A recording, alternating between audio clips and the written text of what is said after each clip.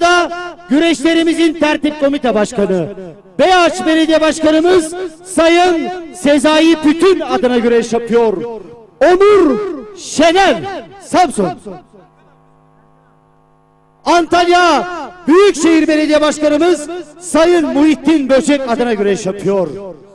Bugün burada Fortis Tarımların sahibi iş adamı Sayın Süleyman Alkan adına güreş yapıyor. Serkan Sertürk, Antalya.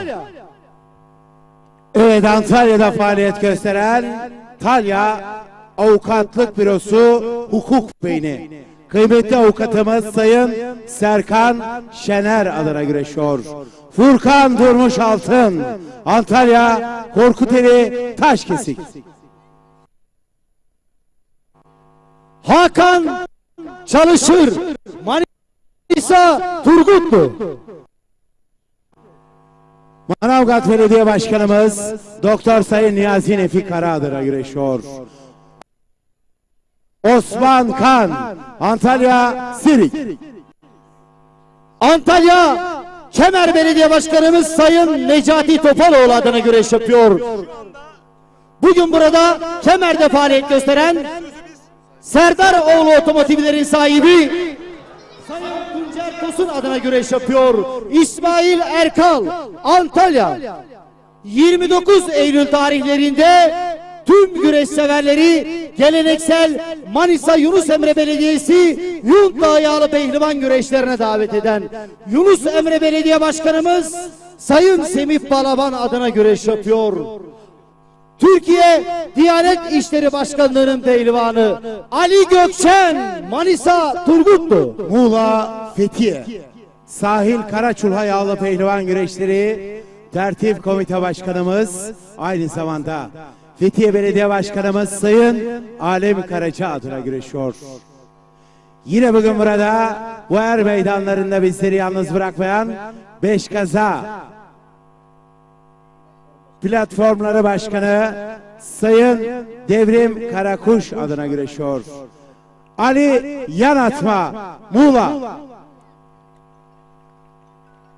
Evet değerli güreş severler, Antalya Korkuteli Belediye Başkanımız Sayın Saniye Ceren hanımefendi adına güreş yapıyor. Bugün burada Ümit Kum Ocakları'nın sahibi Sayın Ümit Taş adına güreş yapıyor. Okan Açar, Antalya. Antalya Kemer'de faaliyet gösteren Serdaroğlu Otomotivlerin sahibi genç iş insanı Sayın Tunç Tosun adına güreşiyor. Emre Erkal, Antalya Kemer. Hüseyin İğcan, Manisa Turgutlu.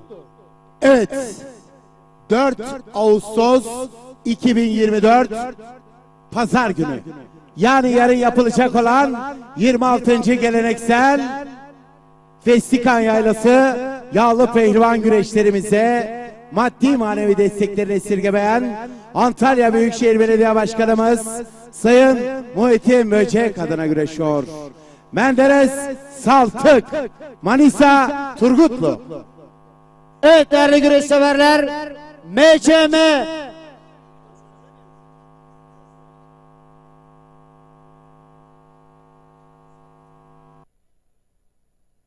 Evet değerli güreş severler, bizleri bugün yalnız bırakmayarak aramıza katılan Kocaeli Milletvekilimiz, aynı zamanda yeniden Refah Partisi Genel Başkanı Yardımcımız Sayın Mehmet Aşila Başkanımız adına güreş yapıyor. Kürşat Şevki Korkmaz, Antalya.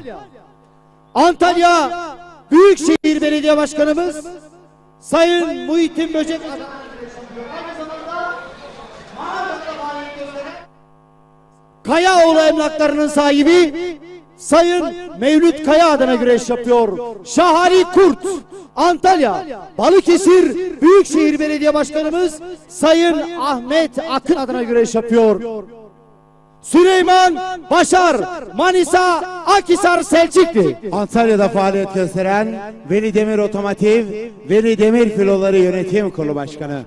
Antalya Serik Yağlı Pehlivan Güreşleri 2023-2022 yılları güreş ağamız Sayın Veli Demir adına güreşiyor. 2009-2010 yılları tarihi Kırkpınar baş pehlivanı Mehmet Yeşil Antalya Aksu Karayüz. Evet değerli güreş severler, gülümseyin Bursa'dasınız diyen Bursa Büyükşehir Belediye Başkanımız Sayın Mustafa Bozbey adına güreş yapıyor. Yalçın Öncül, Bursa. Konya Gençlik Spor İl Müdürlüğü adına güreş yapıyor. Aynı zamanda Türkiye Cumhuriyetimizin göz bebekleri Mehmetçiklerimiz adına güreş yapıyorum diyor. Milli güreşçilerimizden İsmail Güzel, Konya. 1 Eylül tarihlerinde tüm güreş sever halkımızı Antalya Korkuteli Altın Kiraz Yağlı Pehlivan güreşlerine davet eden Korkuteli Belediye Başkanımız Sayın Saniye Ceren adına güreşiyor. Yine bugün burada Korkuteli'de faaliyet gösteren Kardışlı traktörlerin sahibi Korkuteli Belediye Meclis üyemiz, ünlü iş adamı Sayın Mutlu Kardışlı adına güreşiyor. Ali İhsan Batmaz, Antalya Korkuteli Bozova. CV Enerji Türkiye Yağlı Güreş Ligi 1. etabı 11. Geleneksel Manavgat Belediyesi Yağlı Pehlivan Güreşleri Tertip Komite Başkanımız, aynı zamanda Manavgat Belediye Başkanımız Doktor Sayın Niyazi Nefi Kara adına güreşiyor. Er meydanlarında Antalya'da faaliyet gösteren Gönül İnşaatlar sahibi genç iş insanı Sayın Ali Abay adına güreşiyor. 2011, 2012, 2019, 2021 yılları tarihi Kırkpınar baş pehlivanı. 1988 yılı tarihi Kırkpınar baş pehlivanı merhum Recep Gürbüz'ün mahtumu Ali Gürbüz, Antalya Korkuteli Samandır. Evet değerli güreş severler, 1 Eylül tarihlerinde tüm güreş severleri Antalya Korkuteli Yağlı Pehlivan güreşlerine davet eden Korkuteli Belediye Başkanımız Sayın Saniye Ceren hanımefendi adına güreş yapıyor. Bugün burada Kurtoğlu Otomotivlerin sahibi Mehmet Ali Kurt adına güreş yapıyor. Recep Şakır, Antalya Korkuteli İmrahor. Evet değerli güreş severler, buna er meydanı derler. Bunda vardır bir hal. Ödülünüzü öğrenmek isterseniz Beyaç Belediye Başkanım Sayın Sezai Pütün'de 2 uçludur bir şal. Allah Allah, illallah, Muhammed Resulullah. Baş pehlivanlarımıza dualarla, alkışlarla diyelim maşallah. Haydi aslanlar, Allah derman versin.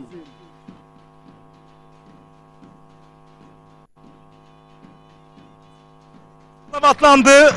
Mega Sarali Gürbüz, Mehmet Yeşil, Şahali Kurt, Kürşat Şevki Korkmaz, Ali Yanatma, birçok ünlü ve güçlü baş pehlivanlar. Ali İhsan Batmaz, Osman Kan, Yalçın Üncül, Serkan Sertürk, İsmail Erkal, birçok güçlü baş pehlivanlar ilk tur müsabakalarına çıkıyorlar. Bakalım gün sonunda kim baş pehlivanlığa uzanacak? Denizli Beyaç, Hüseyin Çokal er meydanında. Furkan Durmuş Altın, Recep Taslak, Süleyman Başar.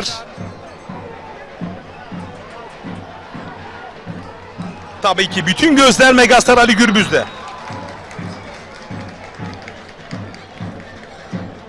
Yorumlarınızı ve mesajlarınızı Er Meydanı sosyal medya portalına yollayabilirsiniz. Oradan yer vermeye çalışacağım ara ara.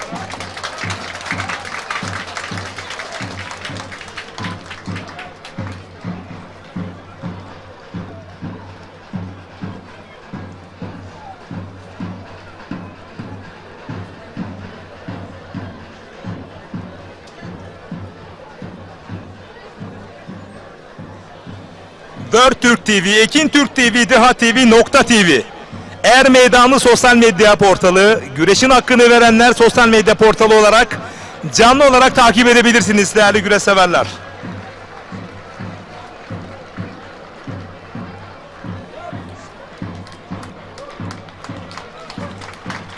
Bu arada 3 Eylül çarşamba günü Sivas'ta Muhsin Yazıcıoğlu anısına atfen ikincisi düzenlenecek olan Karakucak güreşlerini Sivas Belediye Başkanı Adem Belediye Başkanımız bu büyük organizasyona ev sahipliği yapacak. Adem Uzun değerli belediye başkanımız.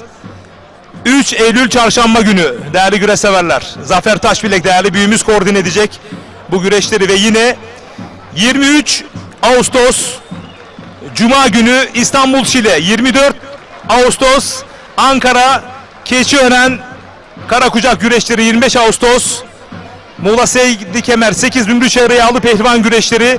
Önümüzdeki haftada Kocaeli Karamürsel Altın Kemerler şehrinde Karamürsel Belediye Başkanı Ahmet Çalık ve güreş ağamız Sayın Taceddin Aslan himayelerinde tertip edilecek. Kocaeli Karamürsel Altın Kemerler şehri Yağlı Pehlivan güreşleri, tam 70 baş pehlivan kol bağlayıp güreş tutacak. Haftaya cumartesi günü birlikteyiz değerli güreş severler.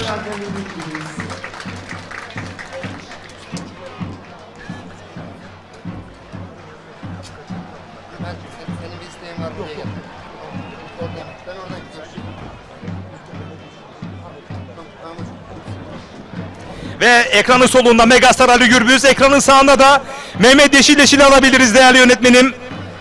Çelik, Furkan Durmuş Altın'ı alabiliriz. Sağ kadraja Mehmet Yeşilleşil, Furkan Durmuş Altın, Ali İhsan Batmaz, Yalçın Öncül, Osman Kan. Evet, Ali Gürbüz zaten kadrajda. Türkiye Halı Güreşi'nin megastarı.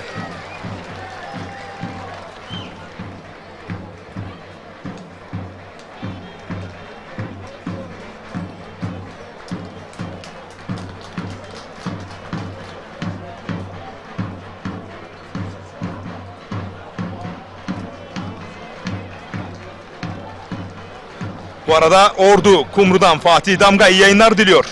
Teşekkür ediyorum değerli hocama. Bu arada hemen bir düzeltme yapmak istiyorum. Özür diliyorum. 3 Eylül Salı günü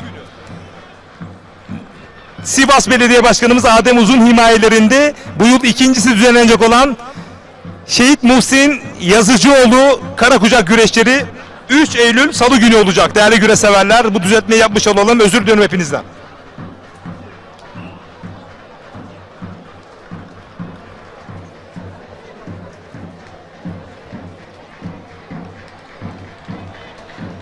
Evet, sol kadrajda Ali Gürbüz, sağ kadrajda da evet bu mücadeleyi alabiliriz. Evet, dağlar.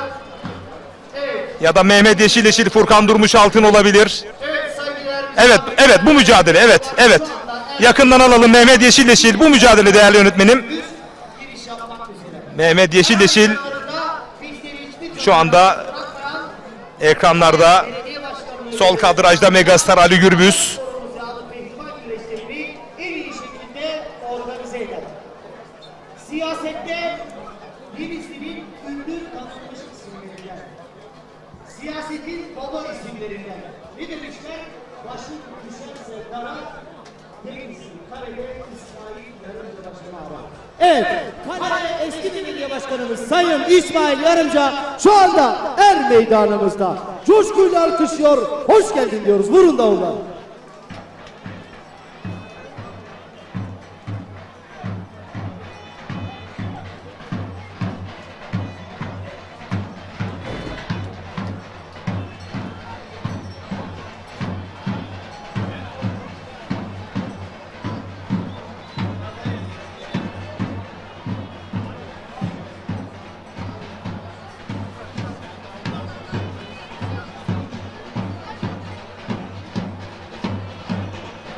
Ekranın sağında Mehmet Yeşilleşil.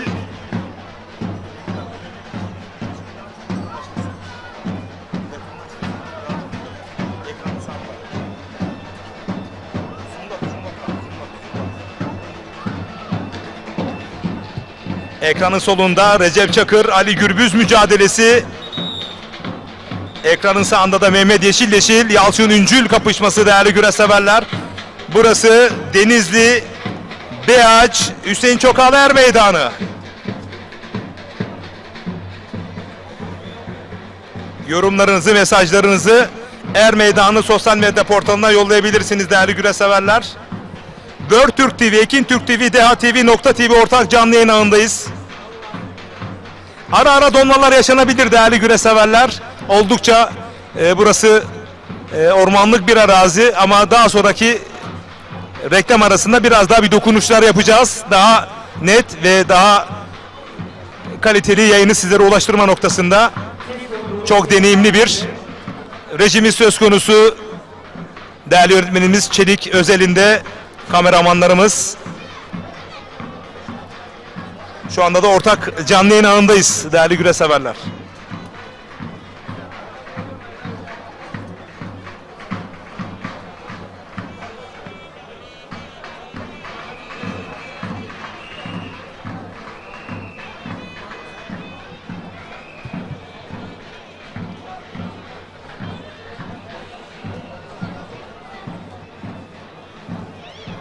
Bu arada Ali Gürbüz koltuk altından bastırdı Recep Çakır'ı.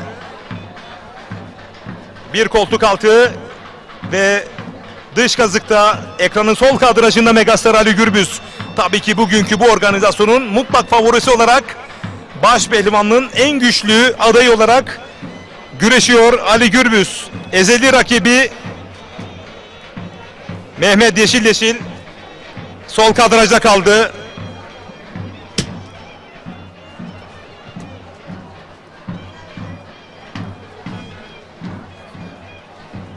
Evet, bu mücadele Ali Gürbüz bakalım künde pozisyona girebilecek mi? Vazgeçti dış kasnakta.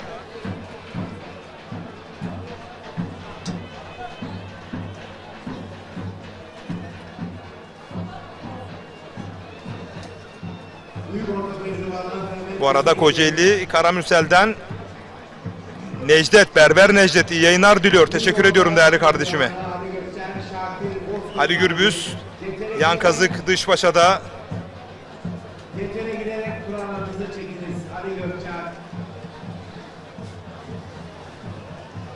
Bu arada Ankara'dan çok değerli hocam Sayın Mustafa Uzun iyi yayınlar diliyor. Tüm pehlivanlara başarı dileklerinde bulunuyorum demiş. Her zamanki sloganı hayat boşluğu kabul etmez. Bağımlılıkla Mücadele ve Eğitim Derneği ve yeni bir Sen Yönetim Kurulu Başkanımız Sayın Mustafa Uzun. Evet, hakikaten hayat boşluğu kabul etmez. Bağımlılıkla mücadelede ülke nezdinde her platformda mutlaka duyarlılık göstermek durumundayız. Daha güçlü, daha sağlıklı nesiller için.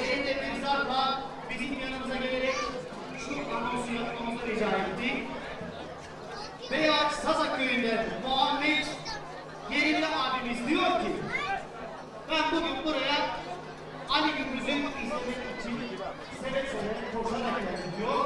Bugün Beyaç Er Meydanı'nda Ali Gürbüz baş pehlivan olursa eğer 500 dolar ona ödül verecek diyor. Evet, 500 dolar şu anda zaten içinde.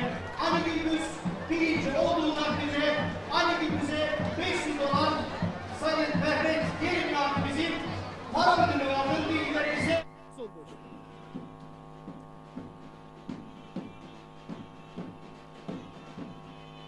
Davullar, davullar, davullar.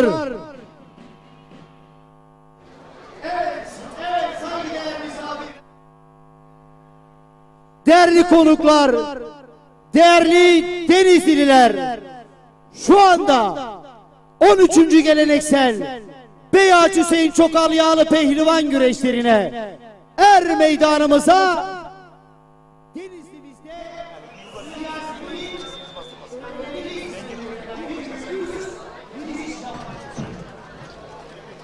Evet, mücadele yerde devam ediyor. Sol kadrajda Ali Gürbüz, Recep Çakır. Sağ kadrajda Mehmet Yeşilleşil, Yalçın Öncül mücadelesi. Önceki dönem Ekonomi Bakanımız Şu anda AK Parti Genel Başkan Yardımcısı Ali Gürbüz dış kasnaktan yaydırdı. Denizli'mizde baba ismi Sayın Nihat Seyfetçi şu anda er meydanımızda. Coşkuyla kuşuyor. Hoş geldin diyoruz. Evet.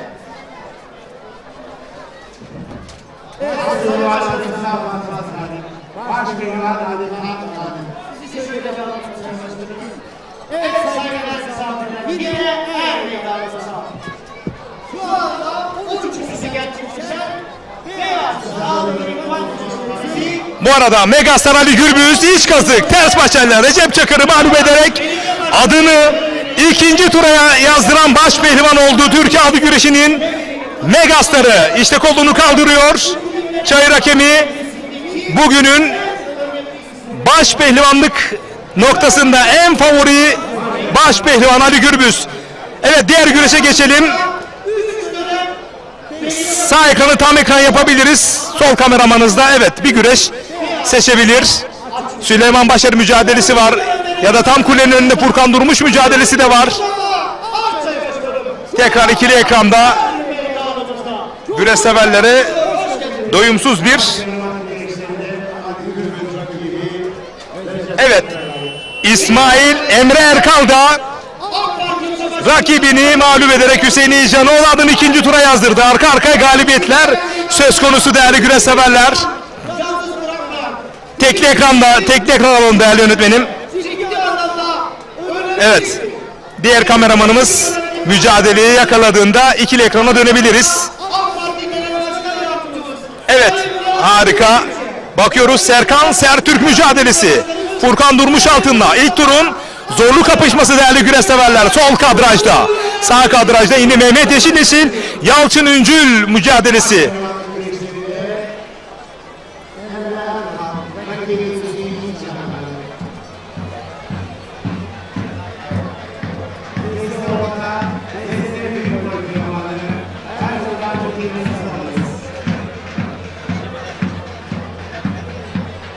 Bu arada değerli büyüğüm Zafer Taşbilek mesaj yollamış. 3 Eylül Salı günü tertip edilecek olan ikincisi Muhsin Yazıcıoğlu Karakucak güreşleri uluslararası alanda olacak yani. Yabancı güreşçiler de Karakucak'ta kol bağlayıp güreş tutacak. Bir milli takım hüviyetinde uluslararası bir kapışma olacak. Bu nedenle çok önemli. Hakan Çoban iyi yayınlar diliyor. İskenderun'dan.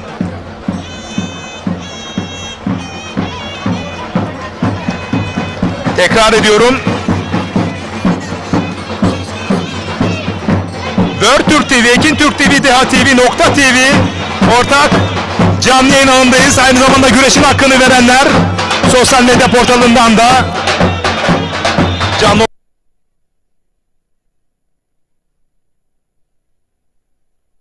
olarak izleyebilirsiniz. Er Meydanı sayfasında da var.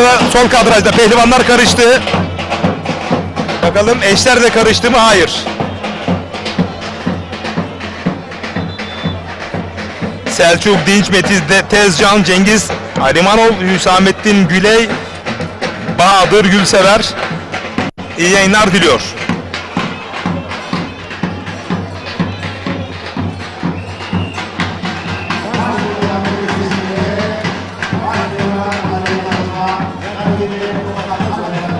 Evet, Ali Yanatma'da Muğla'nın tek baş pehlivanı Ali Yanatma Okan Acar'ı mağlup ederek o da adını ikinci tura yazdırdı değerli güreş severler. Muğla'nın, Fethiye'nin tek baş pehlivanı. Sol kadrajda Furkan Durmuş Altın. Bakalım bir gerdanlama mı yapacak?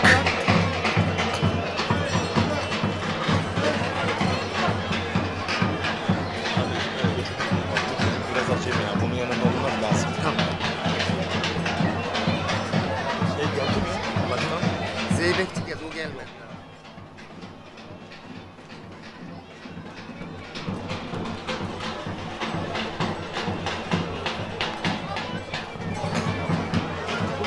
Furkan Durmuş Altın'ın baskısı söz konusu sol kadrajda. Toparlandı Serkan Sertürk. Sağ kadrajda Mehmet Yeşilleşil Yalçın Üncül mücadelesi.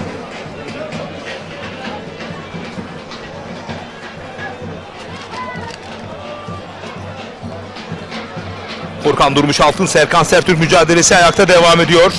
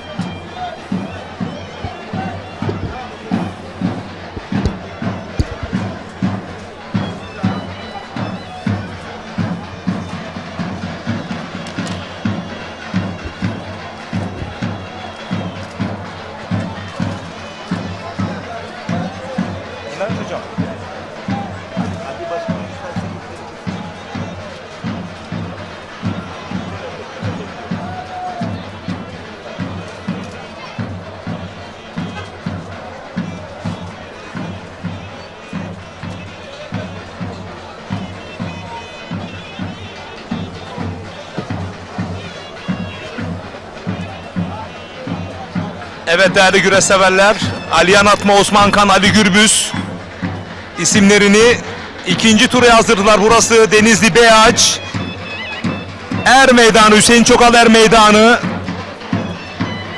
Ustamız, değerli büyüğümüz sağlık problemleri nedeniyle aramızda değil ama gönlümüzde. O Denizli'nin, ülkemizin ebedi altın kemere uzanmış, kuşanmış baş pehlivanı, o bir efsane Hüseyin Çokal.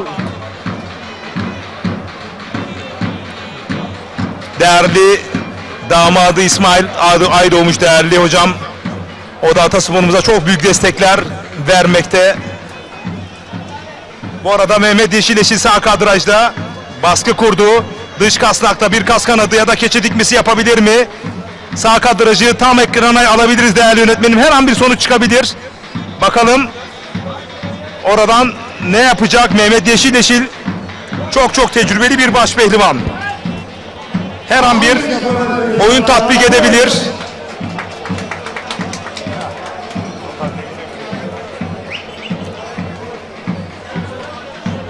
Dış kasnakta, evet, normale döndü. İkili ekrana dönebiliriz. Teşekkür ediyorum değerli öğretmenim Çelik.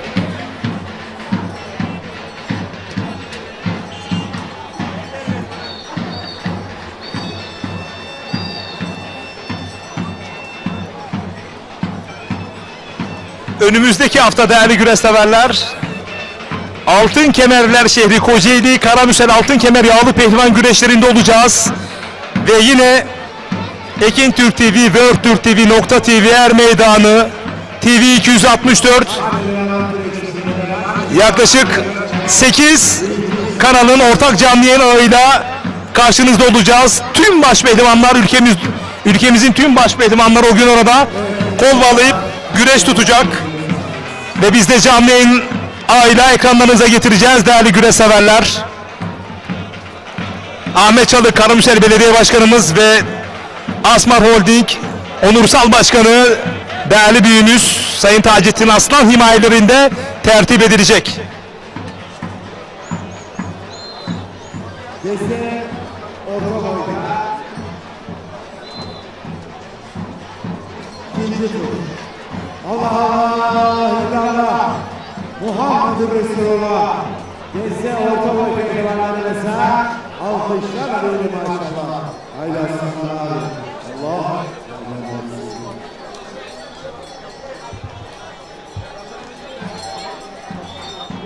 Küçük orta, küçük boy pehlivanları.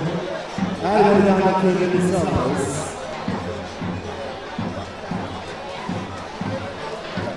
Serkan Sertürk'ün baskısı söz konusu. Furkan Durmuşaltın'a iç kazağa doğru yöneldi. Ekranın solunda, sol kadrajında kameramanımız, evet, Tamam, şimdi gayet güzel.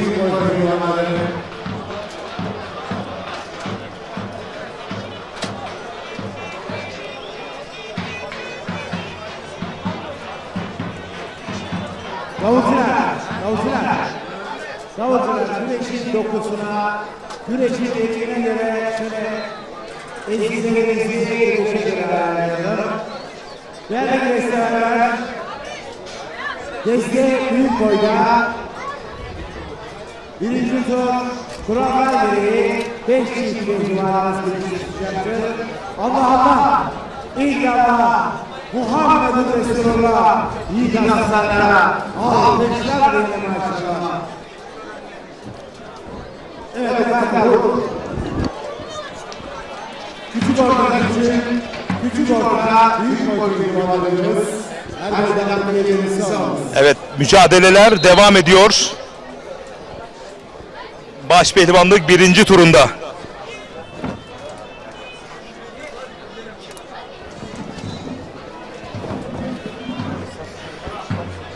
Evet değerli güreş severler, Denizli BH Hüseyin Çokal Er Meydanı'nda kıran kırana mücadeleler başpehlivanlıkta. Ali Gürbüz, Ali Yanatma, Osman Kan, birçok önemli isimlerini 2. tura yazdırdılar. Siz güreşleri izlerken ben canlı yayın kabinime çok önemli ve özel bir konuğumu davet ettim. İnşallah Muğla Köyceğiz yağlı pehlivan güreşleri kaldığı yerden artarak devam edecek. Biz atasporumuz güreşe sırtımızı değil yüzümüzü dönmek durumundayız diyen çok değerli Muğla Köyceğiz Belediye Başkanımız Ali Erdoğan canlı yayın konumuza hoş geldiniz Sayın Başkanım. Hoş bulduk. Nasılsınız? İyi misiniz? Teşekkür ederiz Sayın Başkanım. Güzel bir etkinliğin içine geldik. İnşallah biz de böyle bir etkinliğimizi yapacağız. Ara verilmiş olan güreşimizi tekrar canlandıracağız. 5 Ekim diye karar verdik. Nasip olursa hep beraber oradayız. İnşallah güreş çok seviliyor Köyceğiz'de. Altyapıda gençleriniz var. İlker abilerimiz var. Değerli komite üyeleriniz var. Güreşin o güçlü sorununu gördükten sonra ne hissettiniz efendim? Buradaki atmosferle birlikte ne duygular içerisindesiniz efendim? Ya, güreşi seyretmek ve güreşin içinde olmak ayrı bir güzellik. Dediğiniz gibi bizim de altyapımız var. Kızlarda ve erkeklerde var. Başarıya ulaşan çok çocuklarımız var. İnşallah yağlı güreşte daha da var ya başarılı olacaklar. Biz var ya etkinliği yaparak daha da gücümüzü ve adımızı duyuracağız. Sağ olsun kuvvetli bir ekip kurduk. Onlarla birlikte bu işi başaracağımıza inanıyorum. Bu Er Meydanı'ndayız. Bugün BH Er Meydanı'ndayız ve çok değerli büyüğümüz Hüseyin Çokal ismine atfen yapılıyor. Köyceğiz'de de çok önemli büyüklerimiz var, eski değerlerimiz var. Dolayısıyla Köyceğiz güreşlerinde ileriki safhalarda bir isim noktasında o güçlü vizyonunu orada hatırlatma noktasında sadece güreş olmayabilir ama Köyceğiz'in öz ve öz evladı adına da bir proje söz konusu olabilir mi değerli başkanım? Tabii olabilir yani o şekilde bugüne kadar düşünmedim. Köyceğiz Belediye adına yapıldı bütün etkinlikler. Niye olmasın? Mutlaka Köyceğiz'de de çok başarılı ve güçlü olan insanlarımız var. Onlardan birinin adını mutlaka vermek isteriz. Evet şimdi Köyceğiz'de büyük bir organizasyon var öyle nasıl söyleyeyim düğün güreşleri gibi değil. Köyceğiz'e hakikaten yakışır bir güreş oluyor. Oraya misafirler gelecek, güreş severler gelecek ve pehlivanlar gelecek. Hazırlıklar ne aşamada Sayın Başkanım? Valla sahamız şu anda hazır. Arkadaşlarımız ve ekibimiz daha önce kontrol etti. Eksiklerimizin olduğu söyledi. O eksiklerle ilgili çalışma devam ediyor. Saha güzel olduktan sonra hiçbir sorun olmayacağına inanıyorum. Geri kalan şeylerin hepsi teferruattır, halledilir. Harika, harika. Peki göreve geldiğinizde evet tasarruf tedbirleri söz konusu ama şöyle bir güreş çok sevildiğinden ya biz bu yıl değil de seneye daha güçlenerek yaparak dendi mi yoksa siz hayır? Biz atasporumuza mutlaka burada yaşatma noktasına bir ateş yakıldı. Biz bu ateşi en iyi şekilde büyütmemiz gerekiyor dediniz mi efendim? Neler yaşandı? Mahrem olmadıysa paylaşır mısınız efendim? Tabii seneye olmaz. Bir sene bırakıp da gelecek sene diyebilirdik ama biz arkadaşlar ve ekibimiz bizde de bunu başarırız. Bu işin içinden çıkarız. Hep birlikte başaracağımızda inandığımız için bu şeye girdik. Şu anda çalışmalara başladık. İnşallah bunun üstesinden geleceğiz. İnşallah Sayın Ali Başkanım her şeyi devletten beklememek lazım. Orada STK'lar var, toplumlar, kuruluşlar var, iş adamlarımız, büyüklerimiz var. Buradan seslenmek ister misiniz? Aynı anda şu anda Deha TV, Ekin Türk TV, World Türk TV, Nokta TV ortak canlı yayınındayız. Değerli büyüklerimize seslenelim. Buyurun. Yalnız olmadığınızı hissettirsin orada değerli büyüklerimiz. Buyurun. Tabii hepsine var ya sesleniyorum. Köyceğiz'de var ya yağlı pehlivan güreşlerimizin yapılması için bizi desteklerlerse, bize var ya yardımcı olurlarsa, daha güçlü bir ekiple, daha büyük var ya pehlivanlarla, daha güçlü pehlivanlarla bu işin içerisinden daha çok çıktığımızda seyir anlamında da çok heyecanlı ve güzel olacağına inandığımız için bizleri desteklesinler, buyursunlar, gelsinler. Yani Köyceğiz güreşlerini herkes sahiplenmeli. Yalnız kalmamalısınız. Evet, değerli büyüklerimiz var, ekibiniz var ama değerli büyük iş adamlarımız da mutlaka oraya bir tuğlanın üstüne tuğla koymaları lazım. Her şeyi devletten beklememek lazım. Son olarak ekranlara başına güreş severlere seslenmek isterseniz bir davet edelim, tarihi bir daha anons edelim ve önemli başpehlivanlarla şu ana kadar bir anlaşmalar yapıldı mı? Bu noktada koordine kim edecek? Bir bilgi aktarırsak sevinirim başkanım. Ya bu konuyla ilgili İnanç Bey var, Hürriyet Bey var. Bunlarla Hürriyet Tüfekçi abimiz İnanç Güçlü, evet. Evet, bunlar var. Bunlar zaten İnanç'ın eski şeysi, benim de çok eski arkadaşım. Daha önceki ilk düzenlediği güreşte de var ya, biz beraber çalışmıştık. O yüzden eskiden beraber olduğu için ekibi tekrar eski ekibi geri getirmek istiyoruz. Harika. 5 Ekim'de yapmaya karar verdik. Allah nasip ederse de o gün o güreşi orada yapacağız. İnşallah değerli başkanım, ayağınıza sağlık. Buraya gelmeniz çok önemliydi. Pehlivanları desteklemeniz, atasporumuz yanında olmanız çok önemliydi. Ama organizasyon yapmanız bambaşka önemli. Çünkü hakikaten zor bir süreçten bugüne geldiniz. Bunu erteleyebiliriz ama biz bunu her yayında dile getireceğiz. Atasporumuza sırtını değil, yüzünü dönen bir belediye başkanı olarak ekranlarda dile getireceğiz. Sadece Muğlalılar, sadece Köyceğizler değil, bütün ülkemiz bilsin. Teşekkür ediyorum efendim. Ben de teşekkür ediyorum. Sağ olun bizi bu yayına kattığınız için. Hepinize teşekkürler. Herkesin desteğini bekliyorum. Hep birlikte başarırız. İnşallah Hürriyet Tüfekçi de, İnanç Güçlü de, yol arkadaşlarına inşallah başaracaksınız değerli başkanım. Değerli güreş severler, Muğla Köyceğiz Belediye Başkanı Sayın Ali Erdoğan canlı yayın konuğumuzdu.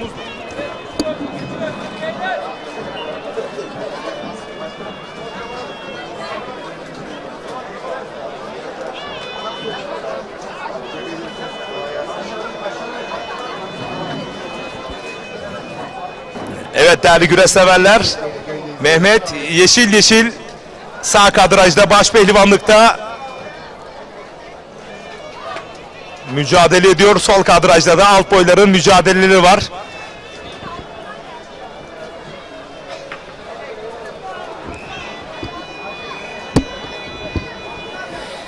Tekrar ediyorum. Ekin Türk TV, World Türk TV, Deha TV, Nokta TV, Er Meydan sosyal medya portalı, güreşin hakkını verenler. Zengin bir canlı yayın ağındayız değerli güreş severler. Teklik alalım değerli yönetmenim, teklik alalım. Evet, böyle teklik alalım. Çünkü puanlama saati geldi. Bu arada Menderes Altık da Kürşat Şevki Korkmaz'ı mağlup ederek o da adını ikinci tura yazdırdı değerli güreş severler. Evet, Mehmet Yeşileşil'de kalalım çünkü puanlama anı geldi. Yağlanacak Mehmet Yeşileşil büyük olasılıkla. Serkan Sertürk mücadelesi de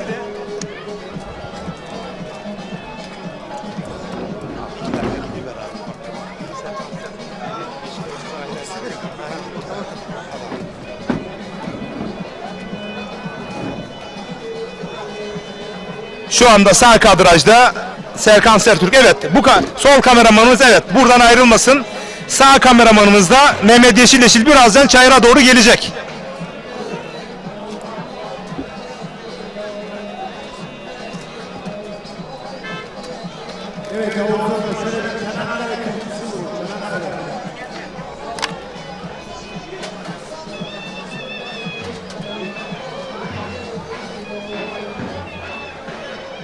Köyceğiz'den Sami Tokmak iyi yayınlar diliyor. Değerli büyüme teşekkür ediyorum. Güreş aşığım, güreş sevdalısı. İnşallah 5 Ekim'de Allah nasip ederse görüşmek dileğiyle değerli büyüm.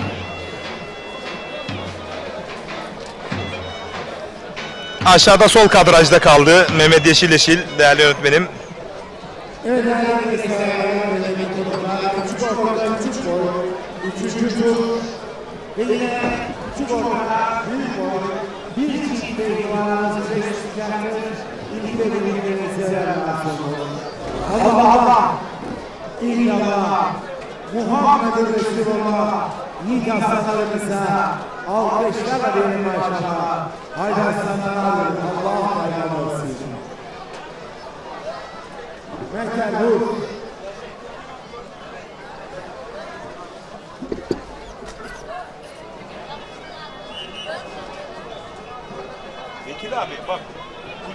birbirine puanlamaya tutuşacaklar abi bak. Bak. He bağladı. Aynen kurtları bağladı. He bir de Mehmet Yeşil bak şişko. He. Bak bu tamam. Öbür kameraman da Serkan Serkan diyeceksin. Bak hemen yanında 37 numaralı hakemin yanında. 37 numaralı hakemin numarası 37.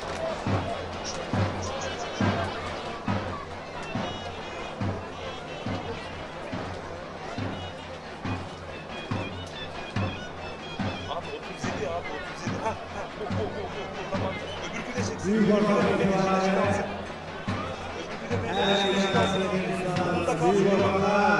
Bir de Mehmet Yeşil lazım. Hadi abi ekranı ikiye böl. Abi Mehmet Yeşil hemen yanında zaten.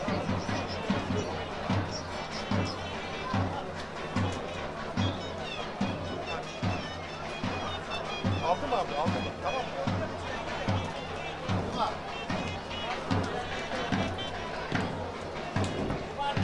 Evet. Teşekkür ediyorum değerli yönetmenim. Ekranın solunda Mehmet Yeşil, Yalçın Öncül. Ekranın sağında da Furkan Durmuş Altın, Serkan Sertürk. Puanlama mücadelesi 2 çift kaldı. Çayır'da değerli güreş severler.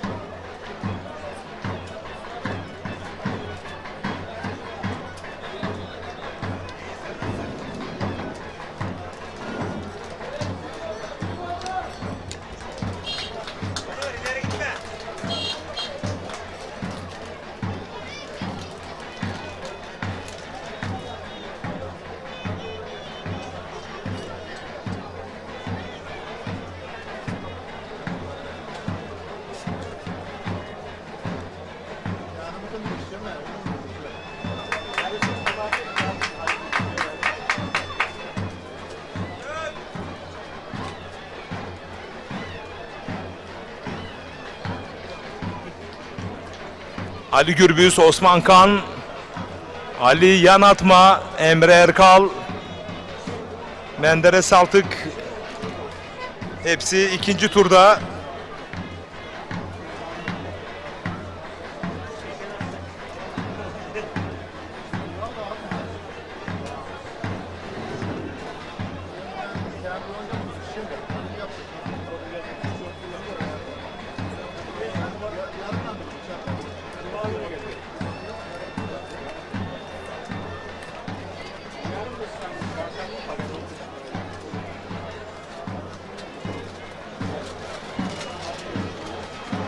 Ekranın solunda Mehmet Yeşil mi yoksa Yalçın Öncül mü? Ekranın sağında Serkan Sertürk mü yoksa Furkan Durmuş Altın mı?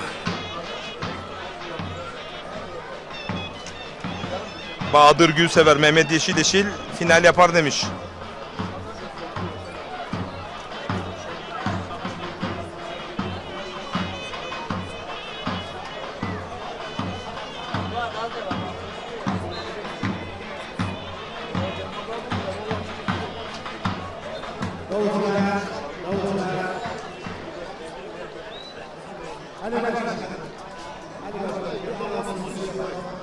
Değerli güreş severler görüşme. 5 Ekim 2024 Cumartesi günü. Muğla'mızı Köyceğiz ilçesinde mevsimin en büyük yağlı güven güreşleri değerli Erdoğan Başkanı tercih kabul ediyor. Buradan da büyük güreş severlerimizi Köyceğiz Erdoğan'a davet ediyor. Bu arada değerli başkanımıza Ali Erdoğan'a teşekkür ediyor. Bu arada baş pehlivanlar henüz puan alabilecek atraksiyonu ve hareketliliği sağlayamadılar. Hem Mehmet Yeşil Yalçın Öncül hem Serkan Sertürk, Furkan Durmuş Altın özelinde.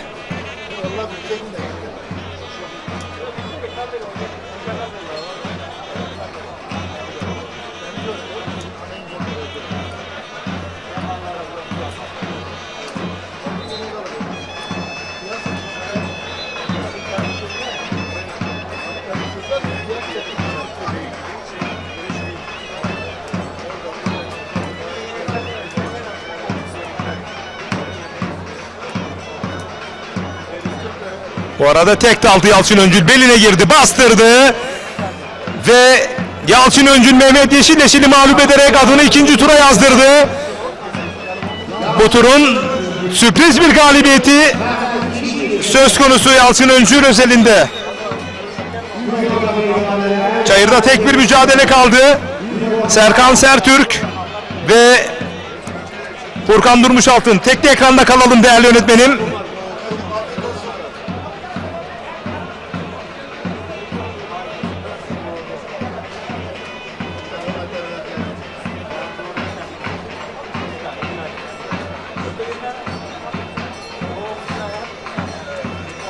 Bu arada Çiftpaşa'dan yükleniyor.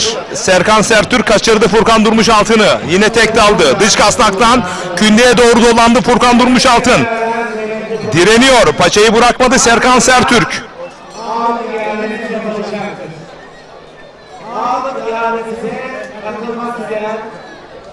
Üzerinden atlamak istedi. İkisi de birbirlerini kaçırdılar. Şu anda güreş ayakta devam ediyor. Her an puan ya da puanlar çıkabilir. Bu mücadele sonrasında kısa bir reklam arası vereceğiz değerli güreş severler. Daha sonra tekrar Denizli BH Hüseyin Çokalıer Meydanı'nda birlikte olacağız. Türk Yağlı Güreşi'nin altın kemerli efsane başpehlivanı Hüseyin Çokalı ismini atmayan tertip edilen güreşlerdeyiz. Denizli BH Meydanı'ndayız. Tek dalmak istedi.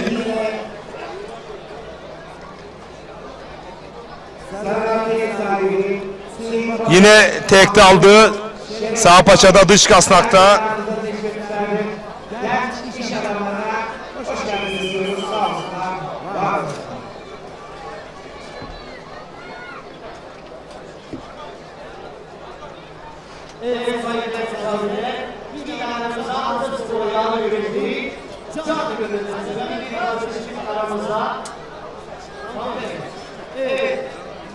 Evet.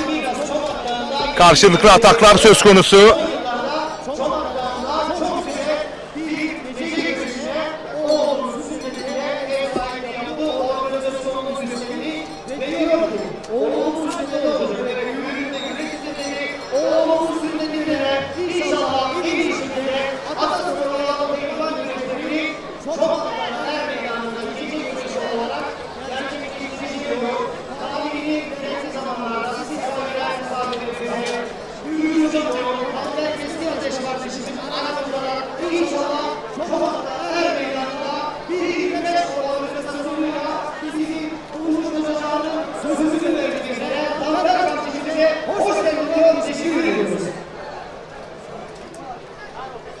Kasnaklarda Serkan Sertürk, Furkan Durmuşaltın.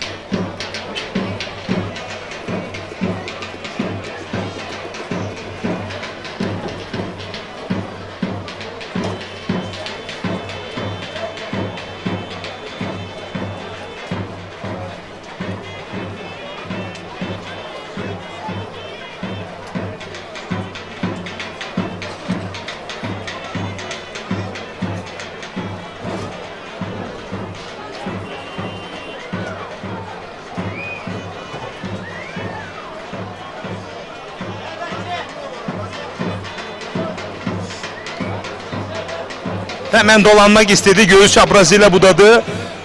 Furkan Durmuşaltın tek daldı. Beline girdi. Yan baş attı. Karşılıklı Serkan Sertürk. Furkan Durmuşaltın müthiş bir mücadele. Çift paçaya uzandı. Havalandırdı. Bastırdı mı beline girdi. Bakıyoruz. Evet. Furkan Durmuşaltın bastırdı. Bloke etti Serkan Sertürk'ü. Ve adını ikinci tura yazdırdı. Çok güzel mücadele etti. İki baş pehlivan da ben şahsım olarak tebrik ediyorum. Helal olsun. Genel görüntüyü alabiliriz değerli yönetmenim. Evet. Değerli güreş severler. Denizli BH Hüseyin Çokalıer Meydanı'nda baş pehlivanların ilk tur mücadeleleri bitti. Birazdan da alt boyların mücadeleyle devam edeceğiz. Biz kısa bir reklam arası veriyoruz. Daha sonra tekrar birlikte olacağız. Bizden ayrılmayın değerli güreş severler.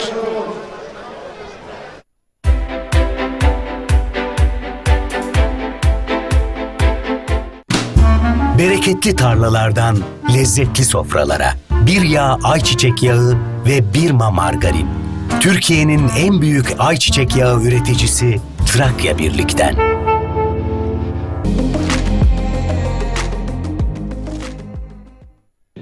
Efendim tekrar sizlerle birlikteyiz. Şu anda Gelibolu Bayramiç köyündeyiz. Güzel bir parselin üzerindeyiz. Yine güzel bir kampanyayla baş başayız.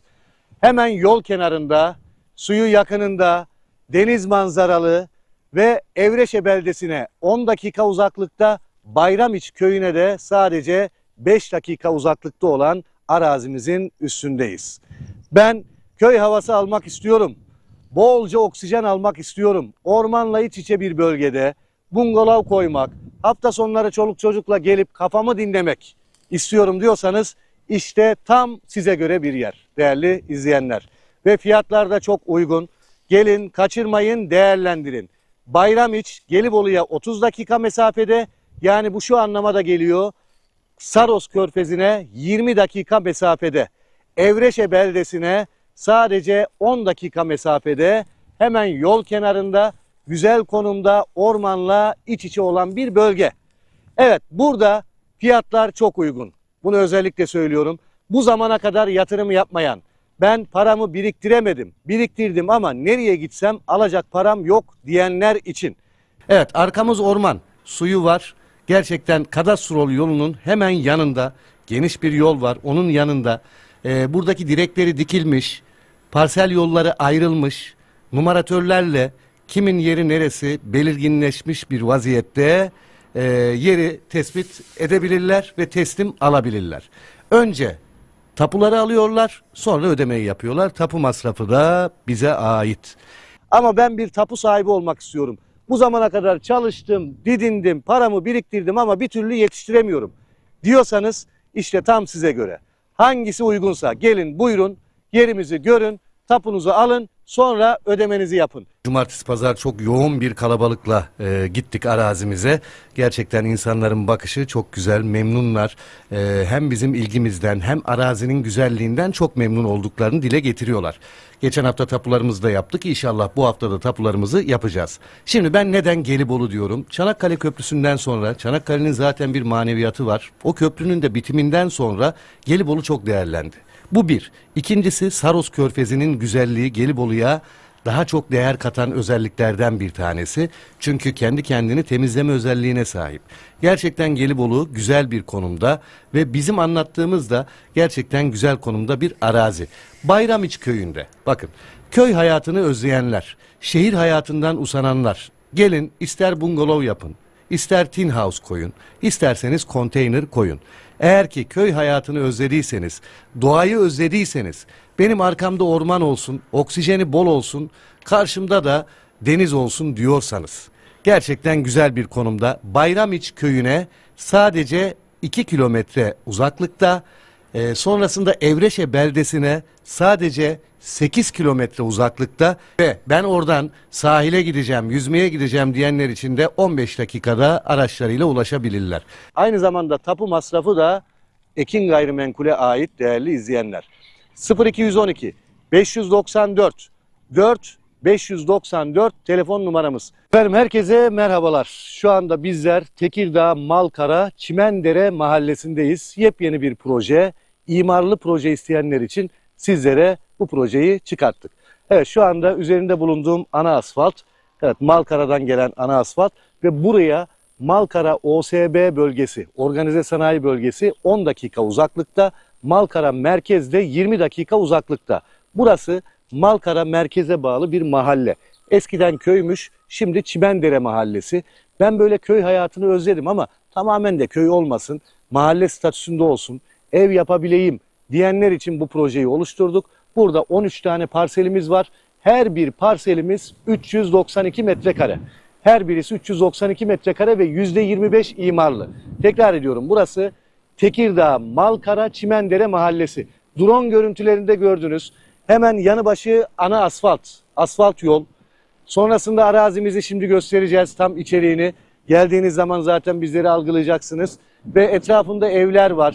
Gerçekten güzel bir köy havası, güzel bir hava var. Güzel bir oksijeni, güzel hava, ağaçlar, etrafında evler. Yani bu demek oluyor ki bakın hemen arazimizin bir diğer ucunda 10 metre ilerisinde Bir ev var orada, 2 katlı ev var. Sizler de bir köy hayatı yaşamak istiyorsanız, hafta sonları geleyim ben kafamı dinleyeyim diyorsanız imarlı bölgedir, bunu söylüyorum.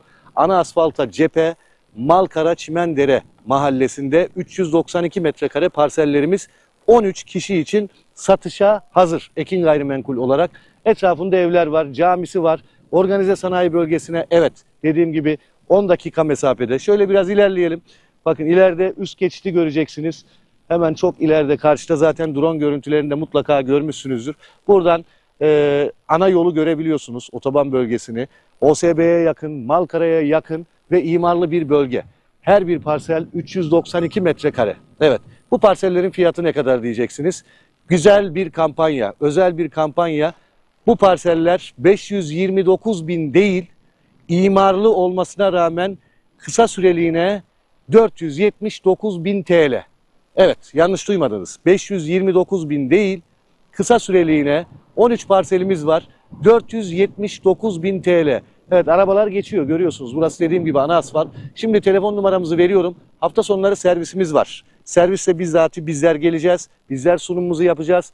Geldiğimiz zaman buradaki beton direkleri, parsel arası direklerini göreceksiniz. Yine söylüyorum, elektrik su sorunu yok. Şebeke suyudur, elektriği mevcuttur. İstediğiniz zaman hemen %25 olarak 2,5 kat inşaatınızı başlayabilirsiniz değerli izleyenler. Ekran altında numaramız var, ben tekrar ediyorum.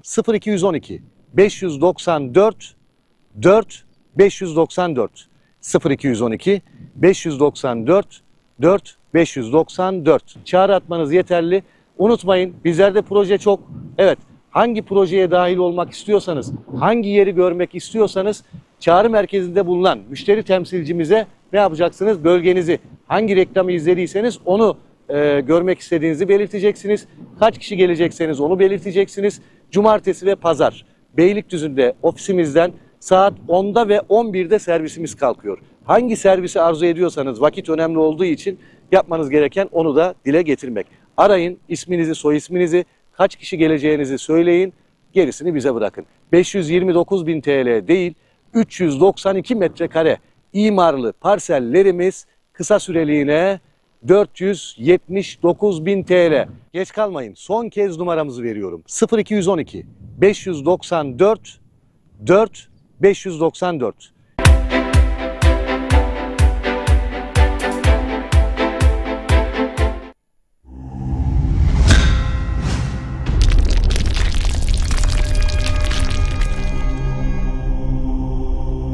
Bizi izlemeyi... Zaman insanı değiştiriyor, geliştiriyor ve modernleştiriyor. Bazı insanlarsa binlerce yıl önceki hayatta kalma güdüsünü zevke dönüştürüyor. Gücünü ispatlamak uğruna doğanın güzelliklerine ölüm saçıyor. Adına da avcılık diyor. Unutmayalım, her canlı bir mucizedir. Onlara kıymayalım. Ruhsatsız avcılık spor değil, katliamdır. Türkiye Tabiatını Koruma Derneği.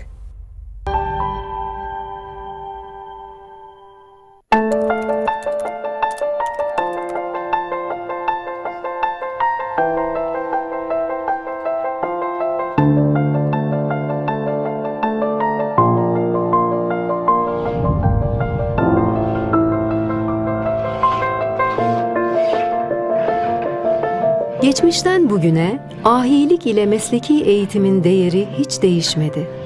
Değişen tek bir şey var ki o da kullandığımız teknolojiler. Yenilik odaklı vizyonumuzla mesleki ve teknik eğitimi geleceğe taşırken ahilik mirasımıza sahip çıkmanın gururunu yaşıyoruz.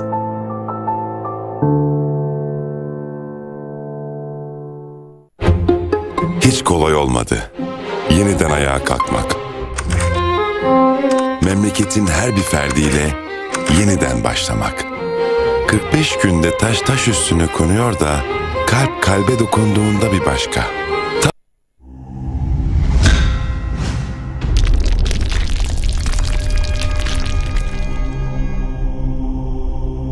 Bizi izlemeye devam edin.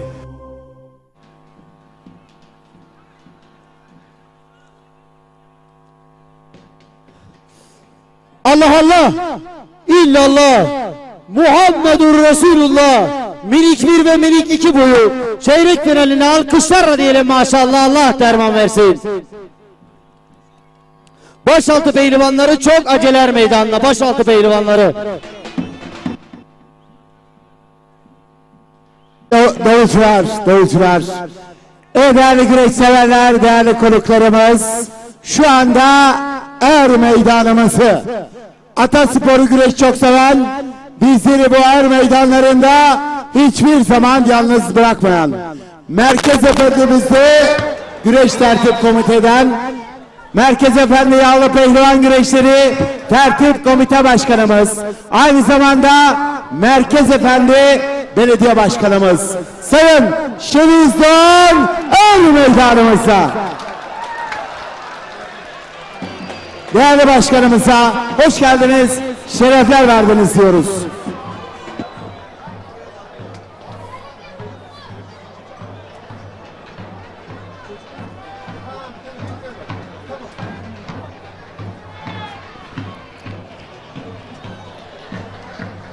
Evet değerli güreş severler, Sayın Şeniz Doğan Pamukkale Belediye Başkanı şu anda Merkez Efendi Belediye Başkanı teşriflerini buyurdular.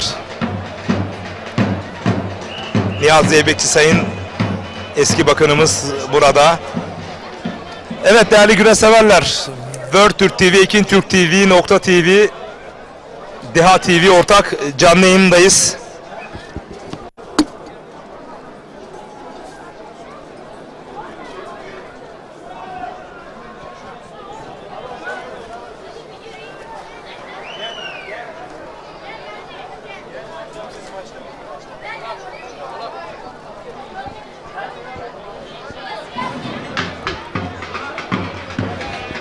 Evet, protokol şu anda oldukça yoğun ilgi söz konusu.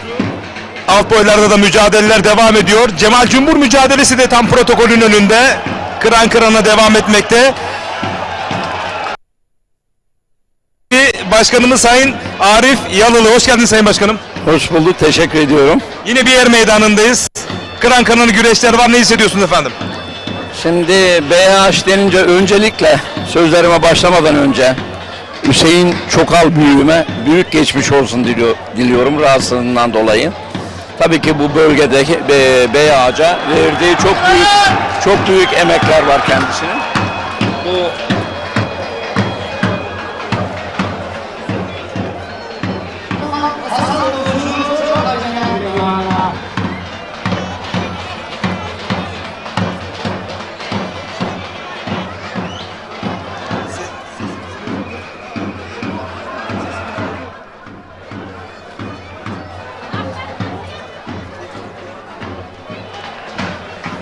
Evet, röportajımıza devam edeceğiz.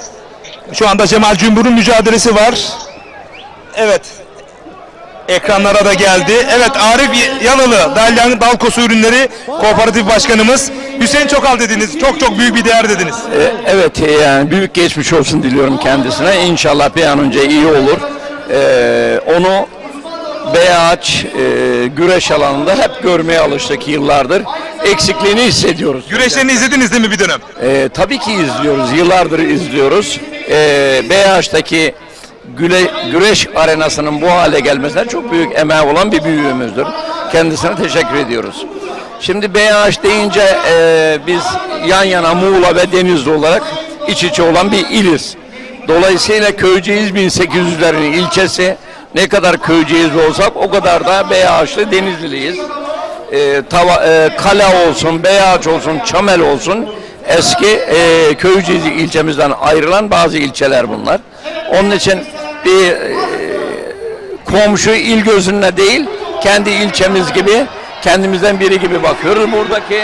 Bu arada Cemal Cumbur her an sonuca gidebilir.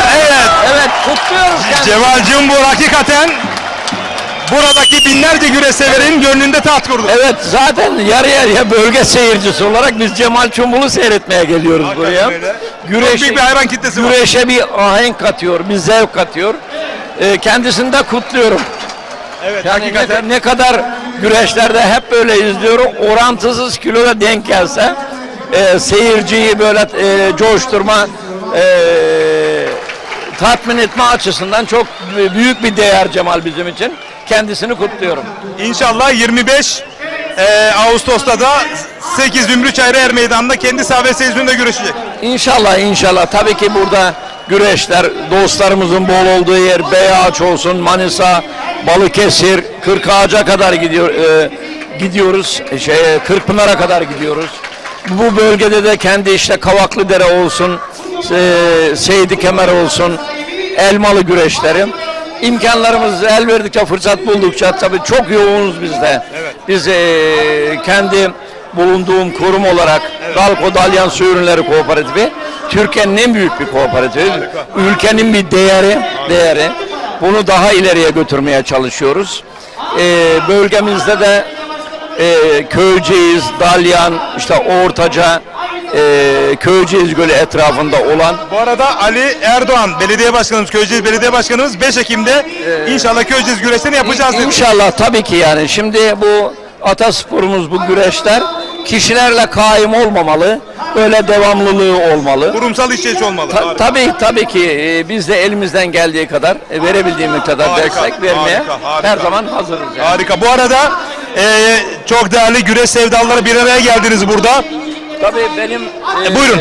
Önceli ben Dalko Yönetim Kurulu üyesi olarak buradaki Hüseyin ve Hasan Başkan Yardımcımız, Yönetim Kurulu üyesi Mehmet Ali Gökdal, artı Köyceğiz'den Haldun Korkmaz. Biz hep bir ekip olarak Kızılyaka köyünden buraya temsilen geldiniz. Köyceğiz'den geldik. Evet. Kızılyaka'dan da yeğenim Oktay Erkul ve arkadaşları, biz dediğimiz gibi her güreşte buluşuyoruz burada. Harika. İnşallah diğer güreşlerde de beraber olacağız. Sizleri de işte Köyceğiz ve diğer bölgemizdeki güreşlerde bir misafir etmek isteriz. İnşallah. Sizin aslında güreşe olan bir sevdanız bize yetiyor, artıyor bile. Çünkü bu bölgede güreş çok seviliyor. 8 Zümrüt Çayırı'nda 25 Ağustos'ta olacak mısınız?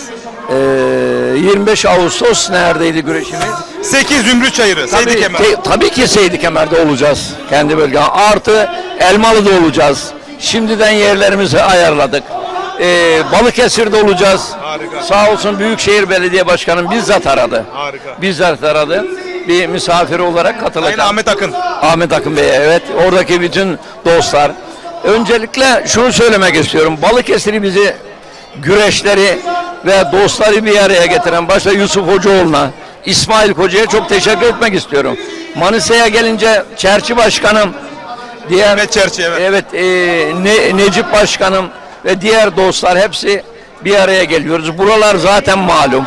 Beyağaç olsun, Kale olsun, Kavaklıdere olsun. Kemer, evet. Haftaya Kavaklıdere'deyiz. Evet. Bir ondan sonra Kurtdere'deyiz. Vallahi işimizden fırsat buldukça kaçıyoruz böyle. İnşallah sizlerle de orada beraber oluruz. İnşallah. Ben atasporumuza hem gönül bağınız hem de desteklerinden dolayı teşekkür ediyorum. Ben teşekkür ediyorum sizlere. Evet, değerli güreş severler, canlı yayın konumuz Dalyan Dalko Su Ürünleri Kooperatifi Başkanımız Sayın Arif Yalılı'ydı.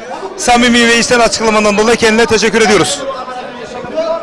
Aynı zamanda ağ ticaretleri sahibi Beyaz güreşleri güreş ağlarımızdan aslında size açık temsilcisi Sayın Hasan Ünal adına güreş. Evet, bu arada başaltı pehlivanları salavatla tam ekran alabiliriz başaltı pehlivanlarını. Ya da böyle de kalabilir. Önemli bir güreş var çünkü çayırda. Harika. Bu şekilde devam edelim.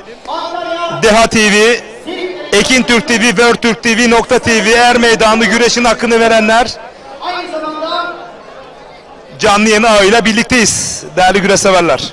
Aksi Belediye Başkanımız Sayın İsa Yıldırım adına güreş yapıyor. Hasan Uluçu Antalya. Antalya döşeme altında dair gösteren Semus restoranlarının sahibi Ramazan Öner adına güreş yapıyor. İmran Vati Antalya. Allah Allah illallah Muhammedur Resulullah. Yiğit Türk aslanlarına hep beraber alkışlarla diyelim maşallah. Allah derman versin. Evet değerli güreş severler. misafirler. Biraz sonra güreşlerimizin ağası pehlivanların hamsi seçimi yapılacaktır. Ağalık ihalesine katılmak istedim. Birbirinden değerli ağalarımız gelip bizlere isimlerini yazdırabilirler. Ağalık ihalesi biraz sonra başlayacaktır. Değerli ağalarımıza hırırırırır.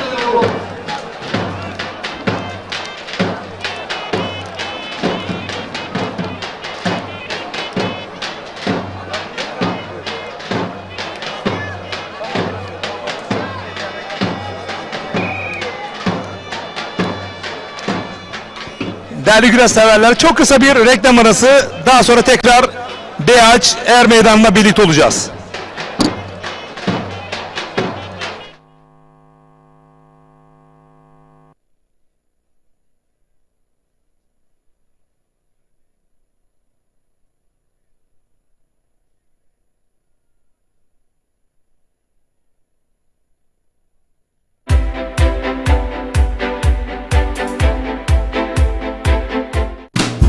Bereketli tarlalardan lezzetli sofralara, bir yağ ayçiçek yağı ve Birma margarin.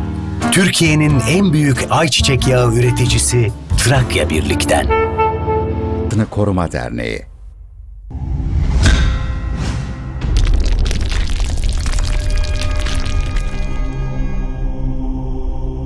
Bizi izlemeye devam edin.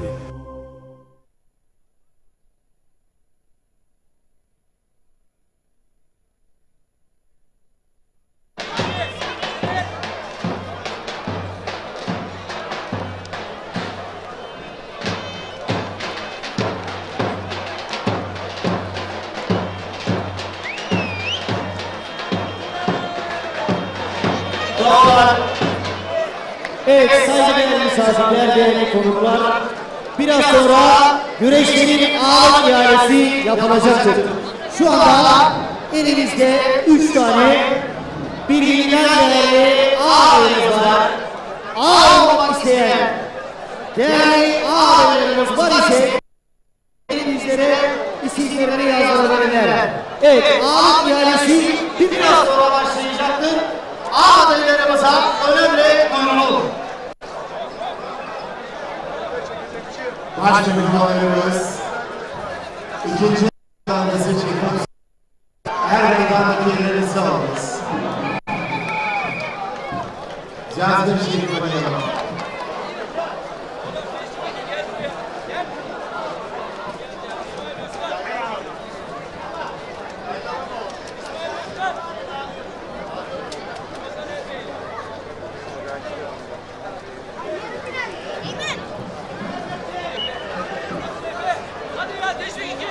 Evet, teşvik 1 ve teşvik 2 boyu pehlivanları her meydandaki yerlerinizi alınız. Evet saygıdeğer misafirler, değerli konuklar, teşvik 1 boyu güreşlerinde çeyrek müsabakası. Merkez Efendi Belediye Başkanımız Sayın Şeniz Doğan hanımefendi adına güreş yapıyor. İsmail Alp Yetkin, Denizli Merkez Efendi. Denizli Merkez Efendi Belediye Başkanımız Sayın Şeniz Doğan hanımefendi adına güreş yapıyor. Baran Alaköz, Denizli.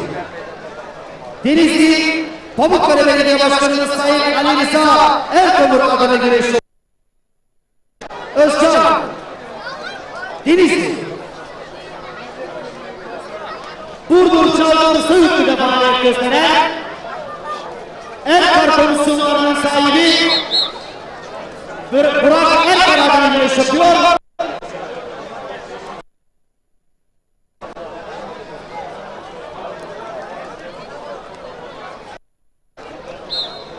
Özcan Yetertaş, Antalya Korkuteli.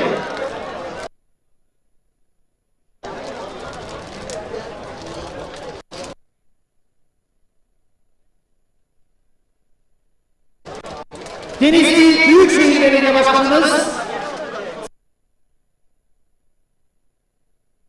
Sayın İbrahim Nuri Çavuşoğlu adına güreş yapıyor.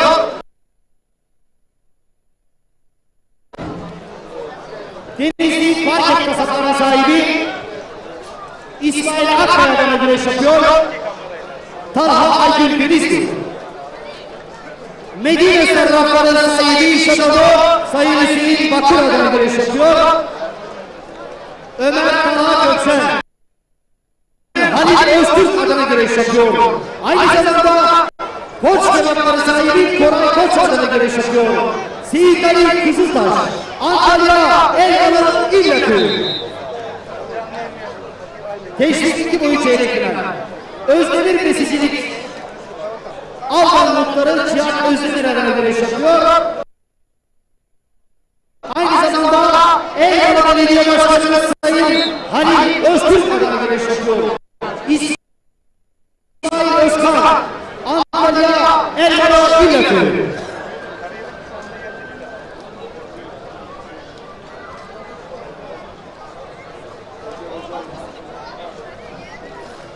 Acıbayan Kara İsmail'in Mutları Sayın Mesut Salman adına güreş yapıyor. Ramazan Erdemli birincisi Selimsar. Antalya Kumluca'da faaliyet gösteren Koç Karaman'ın sahibi Reşit Ziya Akkoç adına güreş yapıyor. Anadolu Antalya Yolu Keriköy. Muğla Fethiye Belediye Başkanı Sayın Adil Karadağ'la güreş yapıyor. Melik Canavarcı Muğla Fethiye. CTM Madencilik Yönetim Kurulu Başkanı Elmalı Yağ ve İvan güreşlerimizin değerli güreş ağası Sayın Hakan Çetin adına güreş yapıyor. Ahmet Talha Tosun Burdur Buca. Acıbayan Kara İsmail'in Mutları Sayın Mesut Salman adına güreş yapıyor. Bugün burada Burdur Buca'da faaliyet gösteren Olcay Eserlisi sahibi Olcay Canavar Erdoğan adına güreş yapıyor. Yiğit Sancar Burdur Buca. Manisa Körfez Belediye Başkanı Sayın Avukat İbrahim Ülke adına güreş yapıyor. Seyfullah Karadeniz Manisa Körfez. Muğla Fethiye Köy Spor Bölü Başkanımız Sayın Yüksel Topçuluk Beyliği. Fethiye'de faaliyet gösteren Hırçın Bey sahibi Özkan Hırçın Beyliği. Kadir Muradiki Muğla Fethiye.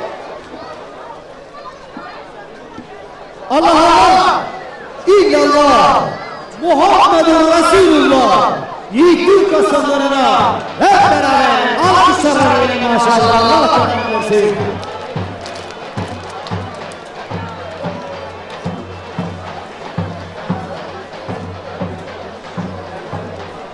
Evet, başlıyorlar. Koç Yiğitler ikinci tur kurallarımızı çıkmak istiyor. Her meydana yerleriniz olmaz.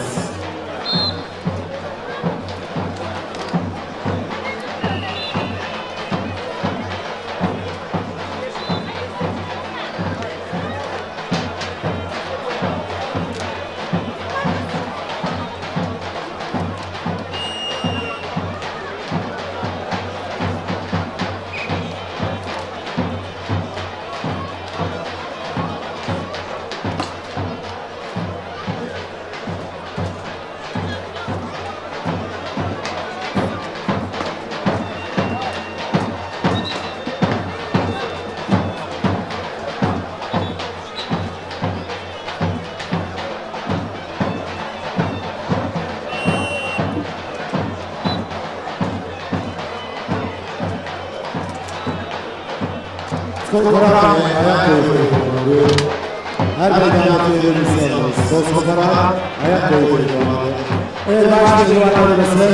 İkinci tur kurallarının özellikleri üzere Türkiye Geleneksel Güreşler Federasyonu Yönetim Kurulu üyesi Sayın Bülent Odabaşı, Avrupa Şampiyonumuz, Milli Takım Antrenörümüz Sayın Orhan Bilgör'ü her meydana davet ediyoruz. Ve yine Türkiye Geleneksel Güreşler Federasyonu Merkez Komite Başkan Vekilimiz eski Başkan Doğan Servet Yıldız'ı, yine eski Başkan Doğan Herkese Komite Başkan Yardımcımız Sayın Mükerrem Kuyu her meydana davet ediyorum.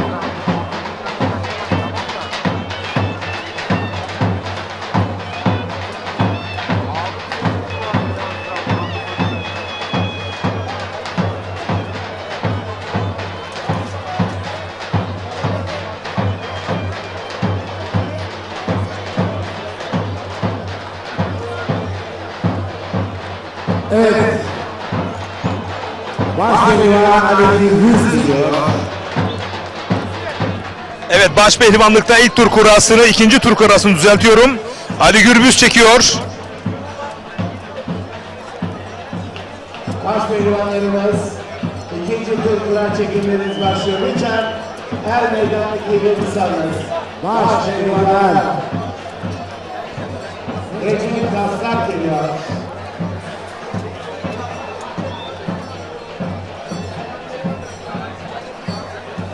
Başpehlivan Ali Gürbüz.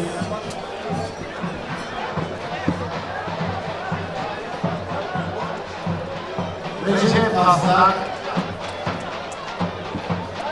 2 numara Yalçın Öncü geliyor. Yalçın Öncü 2 numara Süleyman Başar geliyor. Süleyman Başar 1 numara. Ali Yanatma geliyor. Ali Yanatma 5 numara. Menderes Saltır kuralları çekiyor. Menderes Saltır 8 numara. Emre Erkal geliyor. Emre Erkal 6 numara. Ali İhsan Batmaz geliyor. Ali İhsan Batmaz 10 numara. Furkan Durmuş Altın geliyor. 4 numara Furkan Durmuş Altın. Ali Gürbüz geliyor.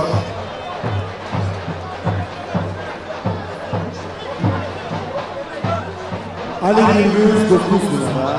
Osman Kan geliyor. Osman Kan 11 numara. Evet, kurasını çeken başpehlivanımız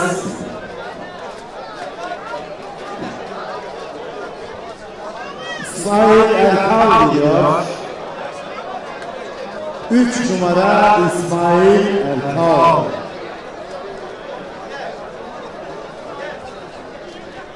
İsmail Erkal kural olan 3.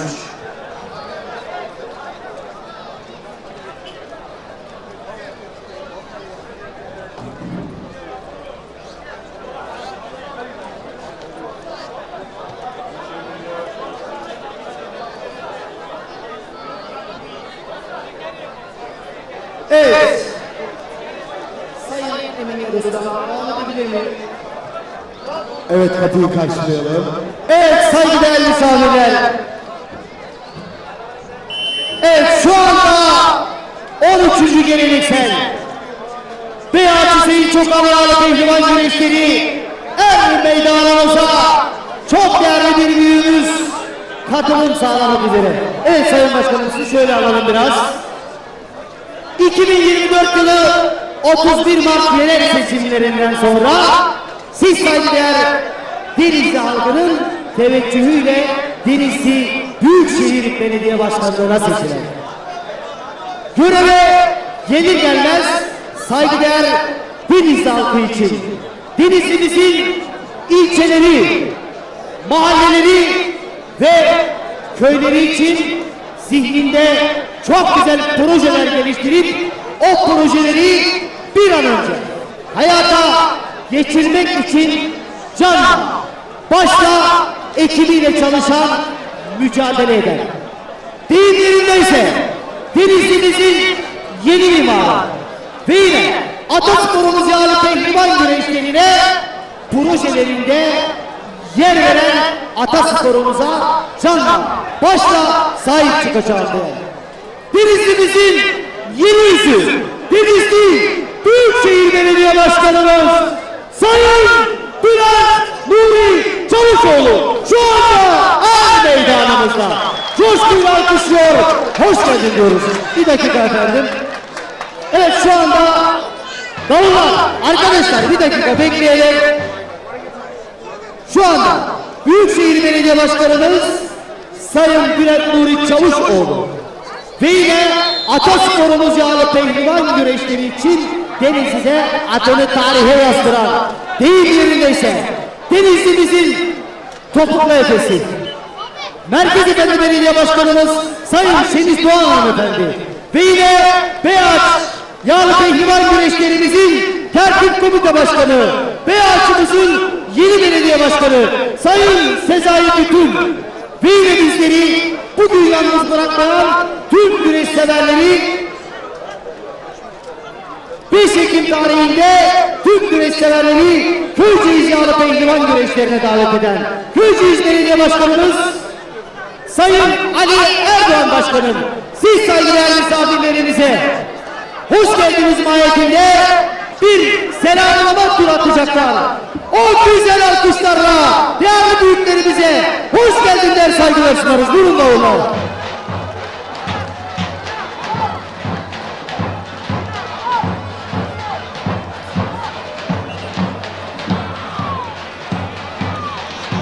Evet, yağ görevlisi baş pehlivanlarımız ayağa verelim. Yağ görevlisi baş pehlivanlarımız ayağa verelim.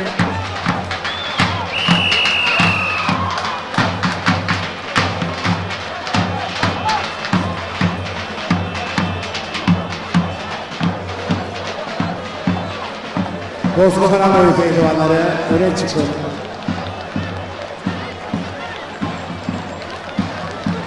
Değerli güreş severler, Tozkopara boyundan çeyrek final.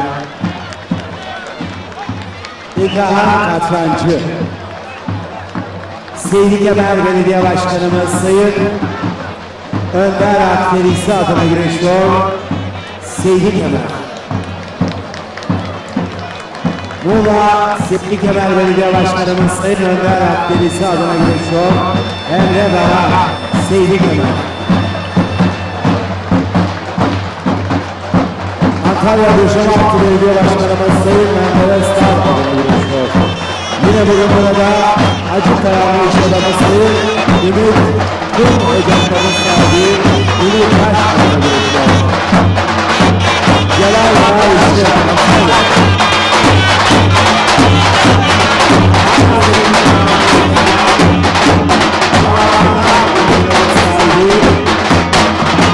Sayın Mehmet Dağlar adına girişiyor. Onur Balcı, Antalya Sivik. Manisa Akhisar Belediye Başkanımız Sayın Besim Dutlulu adına girişiyor. Muhammed Ceyhan, Manisa Akhisar. Antalya Elmalı Belediye Başkanımız Sayın Halil Öztürk adına girişiyor. Yine bugün burada Isparta'da faaliyet gösteren Genç Güstan Tarım Aletlerinin sahibi Sayın boyların tamamı salınım yapıldıktan sonra da baş pehlivanlarımız ikinci tur müsabakalar için sallanacak.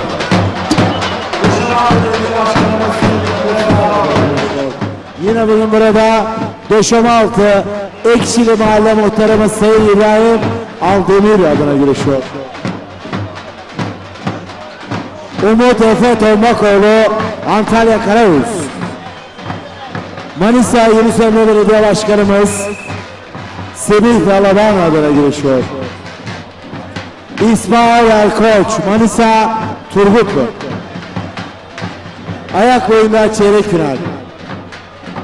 Afyon Karahisar Belediye Başkanımız Sayın Yönenden iyi yayınlar diliyor. Burcu Değerli büyüme selam, saygı ve hürmetlerimizi yolluyoruz.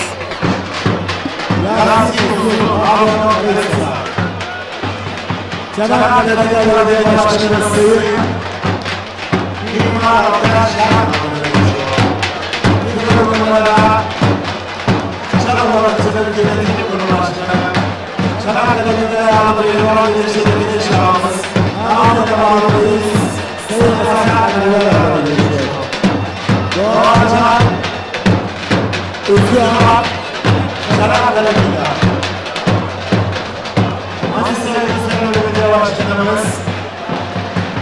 Sayın Semih Balaban Yunus Emre Demireli Manisa Turgutlu. Saadet Kur'an Tekin.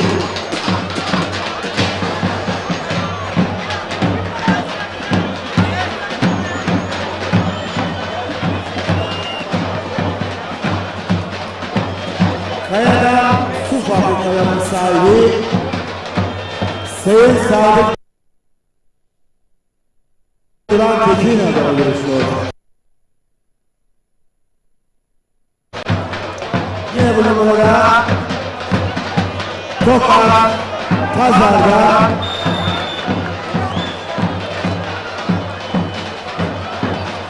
Güreş Tertip Komite Başkanımız aynı zamanda Meraç Belediye Başkanımız Sayın Sezai Gütü'ne göstermiş olduğu misafirperverlikten dolayı şükranlarını sunuyor. Mahmut Gökçe Tokat Pazar. Acıpayar'da işe yapan Ümit Kum Ocakları'nın sahibi Sayın Ümit Taşçı'da görüşüyor. Yine bu numarada